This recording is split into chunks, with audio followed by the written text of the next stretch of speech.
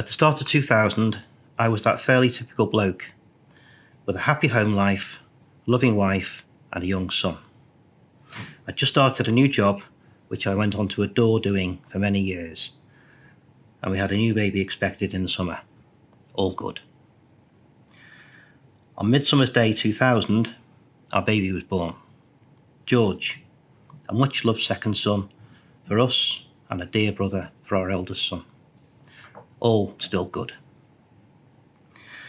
But then, the very next day, our Midsummer Night's Dream suddenly turned into a nightmare. And a massive crack appeared in our cosy world when we learned there was a problem with our newborn baby. Unfamiliar phrases like congenital heart defect were being uttered. Alder Hey Children's Hospital became a reality instead of a place you hear about on the news. We didn't even know where Alder Hey Children's Hospital was, but now we had to find it quickly because our baby boy was being blue lighted there. We found it, and we found him there, being taken care of by skilled and caring health professionals. And from that day to this, we've had an ongoing relationship with Alder Hey Children's Hospital. Aside from caring for George, they also helped us as parents to deal with the trauma of discovering about this serious and life-threatening condition. George went on to have several operations and procedures, beginning with an operation at 5 days old, but he responded well to his treatment, and he was a happy boy with the most beautiful blue eyes. There was every reason to believe that in time, and with further treatment, George would be able to live a normal life. But unfortunately, not all stories have a happy ending. And regrettably, this is true of our story. Because suddenly, and sadly, we lost George in March 2003, aged 2 3/4. As I'm sure you can imagine, devastated doesn't begin to describe how we felt. To rub salt into the wounds, the very next day was our son's 5th birthday, our eldest son's 5th birthday. Despite feeling like we wanted to crawl under a rock and hide, we had to try to function for the sake of our eldest child. We agonised as to whether to hold the already arranged 5th birthday party for our eldest son.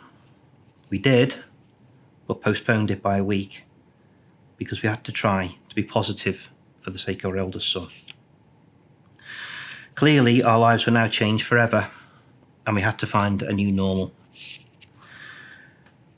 Not unusually for somebody following a bereavement, I began to be compelled by a strong urge to want to give something back to those organisations and causes who had helped us during George's life.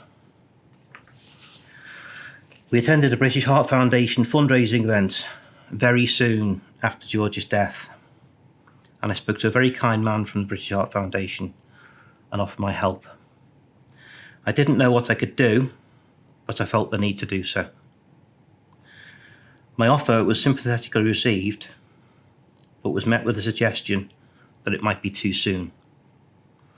I was advised that I would know how I could help when I was ready to help, and that advice was spot on. It actually took another year before I worked this out, but when I did, I knew it was the way in which I wanted to help.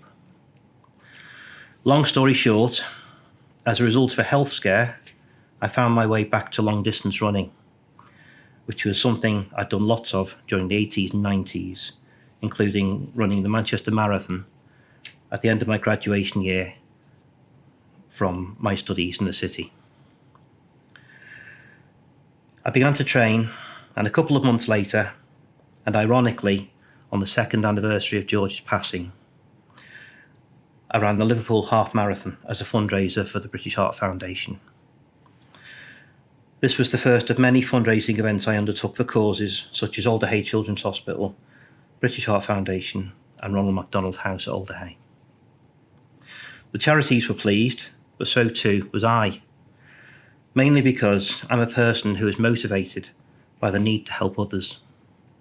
So to be able to use a negative situation for a positive purpose was also a great help for me personally in dealing with my grief. Buoyed by this experience, more races followed, leading to the biggest venture in my cathartic giving back experience, that of tackling the London Marathon. On St George's Day, 2006, I ran 26 miles around the streets of London with a photo of George on the back of my running vest. For me, it felt like I was carrying George around the London Marathon course with me.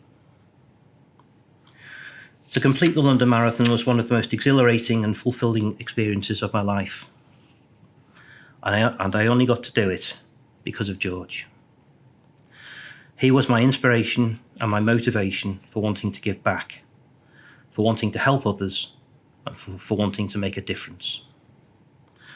Over a long period, I managed to raise in excess of £10,000 for causes close to our heart. Money which would not have been raised had it not been for George, and had it not been for my need to help others. A process which ultimately went full circle and helped me greatly to cope. There's so much good that can be done to help various people, causes and organisations who are in need, and there are lots of them out there. At a time when our public services are stretched to breaking point, when charities are severely struggling to provide a full range of help for those they seek to serve, and when many in society are struggling through no fault of their own, there is clearly a need for help where it's possible. Our ability to help others is governed by our life circumstances, which differ from time to time. So don't think that you have to run a marathon or raise thousands of pounds to do your bit to help. Your contribution can be something as simple as volunteering your skills or offering your time to help a cause, organisation, or an individual who are in need of help and who would greatly benefit from your assistance. But what I'm hoping you'll take from my message is the amount of difference that can be made by giving back and by offering whatever help you're able to. By volunteering, you'll be helping good causes, you'll be helping to improve the lives of others, and never underestimate the power of self-help that this also brings. If you've had a need to use services of the type I've discussed, perhaps you can join me in finding out how rewarding giving back can be. If you've yet to have a need to use services like these, as was the case for me until Midsummer's Day 2000, then why not future invest? You never know what's around the corner. You don't need to be a mega volunteer in order to help. Just do what you can, when you can. Whether this be offering practical help, sharing this post with others, or making a donation if you prefer and can afford to. It's your choice as to how you can help, but I would urge you to try to help others by doing what you can, when you can.